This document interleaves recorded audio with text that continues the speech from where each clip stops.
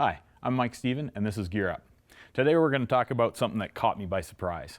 Something that I thought was kind of gimmicky when I first saw it, and after playing on them for a little bit, they absolutely blew my mind. This is the company One Wheel, and they're building an absolutely crazy product. It's really fun, and it's got so many uses. At first I thought it would just be a toy, but no, it's a commuter, it's all sorts of things. So let's explain basically what it is. Basically what it is, it's a board that's electric and has the ability to go up to 32 kilometers an hour, has a range of about 28 kilometers. That's probably on the generous side. That's probably if you weigh 100 pounds and you're on flat ground and the wind's at your back. But they've got a pretty decent range, good for an hour-and-a-half ride, something like that. People are definitely using them for commuting as well as just to play and have fun. This would probably be more the commuter model, the Pint. The Pint is a little bit smaller, a little bit lighter, and has a little bit less power. But it's also got a super convenient carrying handle on the wheel so that whenever you get to where you're going, you can just carry it in with you. So that's the trick of commuting on a bike or commuting on things that are a little bit bigger. Is when you get to the place that you're going, you've either got to lock it up outside or figure out something to do with it. The really neat thing about One Wheels is that you can just grab them, go indoors with them, throw them in your locker, throw them in a small space. As I said, they can go up to 32 kilometers an hour. They're governed at that by Canadian law, but it's an electric motor with a lot of torque. It'll get you there quickly. It'll climb hills, descend.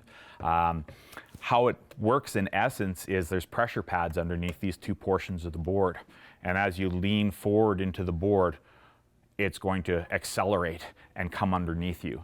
So it almost, I don't want to make it sound too easy, but it almost self-balances, because when you push this way and lean forward, the board comes underneath you. If you lean back, the engine basically will start to go into reverse and giving you braking. And if you keep leaning there long enough, when you come to a stop, you'll start going the other way.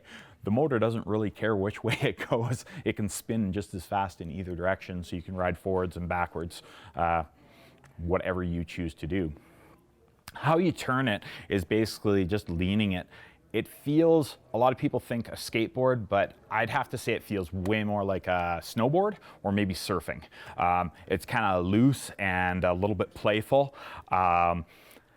When you start taking it onto different terrain, because a lot of people think that, hey man, these things are totally just designed for pavement. Definitely not. The most fun on them is off the beaten path. These things can go on grass, gravel, single track trails. I find what limits me personally on the single track trails is how steep they are. If it's too steep to climb, obviously you're going to be walking up. So I find most forestry roads and stuff like that, it can climb most of that kind of stuff, or kind of like intermediate single track trails are a ton of fun on these things. Not only did they think about all of that, but they've thrown lights on them. In the front, you've got a headlight, and in the back, you've got a rear red light. So that you can actually use them at night. Full pitch dark. I've gone on midnight missions and super fun. You can see just fine, and the crazy thing about it is if you're going this direction, well then the white light's going to be here, the red light's going to be in the back. But if you switch direction and you just start going this way, it switches to the white light here and the red light in the back. So what I'm trying to get at is these things are very intuitive. And they're a lot of fun. So this is the Pint model. The Pint model, like I was saying, is the slightly smaller model, maybe for either lighter weight riders or people that are focused mostly on commuting, because it's a nice, tight, small package. The other model is the XR, and the XR is the one that I prefer. It's a little bit heavier, definitely. Has a bigger wheel. People ask what kind of wheels these are. I believe they're high-performance go-kart wheels. So they've got good puncture resistance. I've never had a flat on them. They're a lot of fun that way. This guy, like I said, has the bigger batteries and the bigger motor, so it's going to go a little bit faster, up to that 32, whereas I believe the Pint goes around 25, again, depending on the weight of the rider. But this guy has a bigger motor, bigger batteries, can take you a little further, a little faster, and take you up a little steeper stuff. Or I notice a definite difference when I go with my kids. My kids are a lot lighter weight, so they chew through the battery slower than I do at my weight. So usually what we do is halfway through the ride, we'll switch out, and then that way we both end up powering out at about the same time.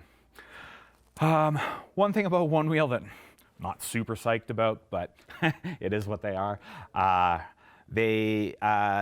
the accessories for them are aftermarket, right down to the plug that you'd put into your power port here. I think the reason why they did it was for a fun reason, actually, so that you can do all sorts of different colors and have fun with that. But you do need to get a few accessories, in my personal opinion. The ones that to me are mandatory would be a power plug, just so that when you're going through water, stuff like that, because they're able to do that, you don't get water into the plug and start causing problems with the one wheel. The other one that I think is fantastic is the fender. The fender just protects you against things spitting up at you, and it also gives your foot a place to stop so that your foot doesn't hit the wheel and you can get pitched off by the wheel. So I like the fender for both those reasons. A, stuff isn't flying up at me, and B, I'm not gonna hit the rolling wheel and get launched off the one wheel.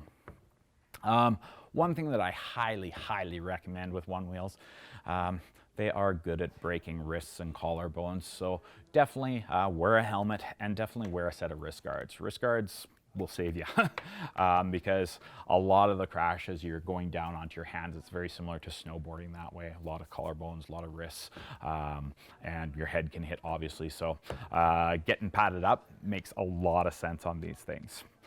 But the basic deal is that one wheels, not only are they an amazing commuter, but they're a ton of fun. Like I said, the single track trails are absolutely epic on them. They can go over bumps. They can do all sorts of stuff. Really, the limiting factor on these things is how good you are. And as you get better, you can take them in more places. Well, that's been One Wheel, and I hope you learned something. If you have any questions, you can pop down to your local One Wheel dealer and they'll help you out and answer some things for you. But thanks for watching, and we'll see you next time.